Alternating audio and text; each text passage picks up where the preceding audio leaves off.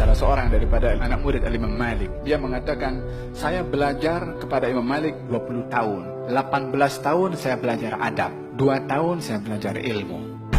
Dia kata, andai saya gunakan 20 tahun itu saya belajar adab saja. Sebab ilmu Imam Malik saya boleh jumpa pada orang lain. Tapi adab yang ada pada Imam Malik saya tak jumpa pada orang lain. Karena tingginya adab Imam Malik yang berjalan di kota Madinah, tidak mahu menunggangi kuda ataupun tidak menunggangi keledai, khawatir tapak kaki keledai itu pijak, bekas tapak kaki yang dipijak oleh Rasulullah ataupun oleh sahabat Nabi SAW. Kalau ingin menyampaikan hadis Rasulullah SAW, terlebih dahulu berwudu, berhias, dan juga dalam keadaan serius menyampaikan hadis Nabi SAW, dan juga amat perhatian kepada mereka yang hadir untuk tidak dibiarkan seorang pun yang cuai ketika Imam Malik menyampaikan hadis Nabi SAW. Sehingga satu hari ketika menyampaikan hadis, didapati Imam Syafi'i sedang mengambil daripada lidahnya macam ni. Diperhatikan oleh Imam Malik. Selesai, dipanggil. Apa kamu buat tadi sementara aku menyampaikan hadis?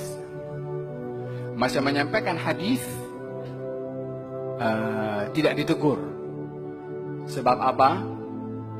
Sebab tidak mahu memutuskan pembicaraan daripada Rasulullah disebabkan hal-hal yang lain. Sehingga bahkan satu hari beliau ketika menyampaikan hadis didapati mukanya pucat, merah. Kalau murid-muridnya pun heran, apa hal jadi dengan Imam Malik ini, tak biasanya. Selesai daripada menyampaikan hadis, panggil salah seorang, coba tengok di belakang aku ini macam ada satu sengatan daripada belakang. Didapati kalajengking menggigit berkali-kali di tubuh Imam Malik, enggan untuk memutuskan hadis karena ianya adalah merupakan sabda Rasulullah sallallahu alaihi wasallam. Nilai itu hadis dinilai siapa yang menyampaikan itu hadis. Sayyidina Abdullah bin Abbas, kita kalau sembang-sembang kemudian ada orang kata qala Rasulullah sallallahu alaihi wasallam, sembang itu akan berhenti seketika.